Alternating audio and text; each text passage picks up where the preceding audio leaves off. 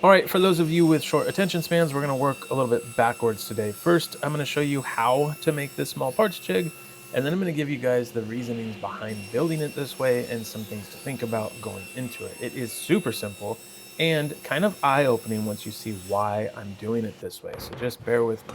So that first piece is 9 inches, I believe, and the second piece is about 6.5, but the width of these pieces will be different for you depending on the size of your saw and the width of the material that you're going to be cutting up. And I'll show you how to determine those sizes here in just a minute. I did use double-sided tape to secure the two pieces together because I wasn't sure how temporary this jig would be, and I wanted the option of easily taking it back apart to reuse the material if need be. Now, I know a lot of people fight with double-sided tape. I'm telling you, use the stuff I'm using here, apply it the way I'm applying it here, and it will change the way you work. It's like having an employee, except it doesn't talk back or come into work late. I'm also using it to secure this small parts jig to my miter saw, and you'll notice I'm sticking it right to the turntable. In this case, that's perfectly fine because I'm only making 90-degree cuts, so I don't need to turn it. But if you wanted to miter right and left, by the way, I think this thing would be killer for cutting up picture frame stock. If you want to miter left and right, you're gonna have to stick it to the fixed portion of the table so that you can change the direction of the blade when you need. Or you can secure it down some other way entirely. It's totally up to you. Okay, so now with it in place, I'm gonna make my first cut. This is going to give me a clean, zero clearance kerf to reduce the tear out on the underside of the material I'm chopping up. And it is gonna also aid a little bit with dust collection. Oh, and by the way, our small parts jig is completely done. See, I told you guys, super easy. And now for one of the most terrifying cuts at the miter saw, cleaning up the ends of small stock and waiting for the tiny offcuts to inevitably bounce into the back of the blade, ricochet off something, and scare the bejesus out of us. Whatever the heck of a Jesus is. But you'll notice that that doesn't happen here because there is no back of the blade exposed. Also, just want to point out how clean that cut is. Now, I covered up any ways I originally had to utilize the stop block, but that's okay, because I can easily just add a stop block to the front of the jig with a scrap cutoff and, yes, some more double-sided tape. I'm telling you guys, it's just so useful. The thing is, too, you can make a more permanent version of this jig and incorporate T-track or something to have an adjustable stop block. Again, I built this just to do the one job. Okay, so real quick, let's address the why.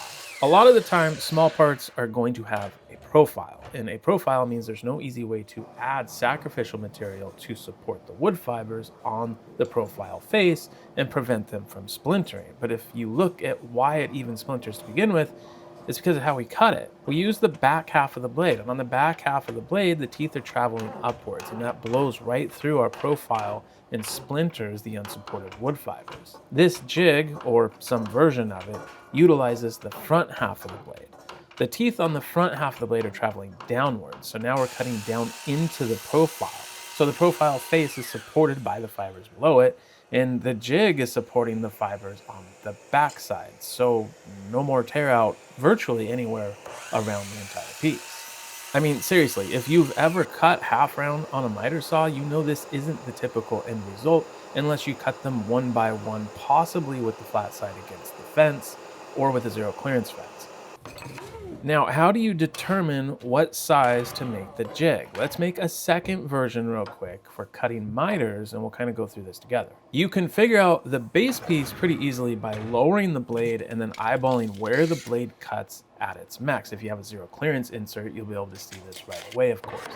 Or just place an offcut of whatever you're making the jig out of on one side of the blade and then eyeball it from the other side. Then you can just take a measurement from the front of the fence to the front edge of that offcut and you'll have your measurement. For the top piece, that's going to depend on what you're cutting up or how fancy you want to make the jig. In this case, I'm going to cut this casing at 45 degrees left and right, and I picked this casing just because it has a profile. So I'll lay the piece of casing on the jig's base piece and eyeball where the blade will actually cut all the way through the casing once it's on top of that base piece. But again, the farther forward you can make it, the better the results are going to be. And then same thing, take a measurement, rip the piece, secure them together, and go to town. Now, the only problem I see with this jig, the way that it is that removing it and replacing it could be a pain because we only have this little bit of material holding the two halves together. And we want to make sure that it gets put back in the same spot so that the kerf cut and the blade lines up as well. Now, one way to help fix this is to secure a block to the underside of the jig, right up against the base of the saw, both on the left and the right side. This will prevent it from shifting left and right so that you can always land back in your zero clearance curve. Also, you might have to get creative with securing it. I found I could just barely get an F-style clamp under this saw to hold the jig down, but all miter saws are different, so you'll have to experiment with what works best for you in your situation. But that's it. Simple, cheap, effective. Let me know if you guys make one and what changes you make. And also, if you hate dust and you want to get better dust collection for your miter saw like I have here, head to inspirewoodcraft.com. That's my website. I make dust collection parts for miter saws, and I've got a few other goodies on the website as well. And purchases help support the channel and put food on the table, so thank you.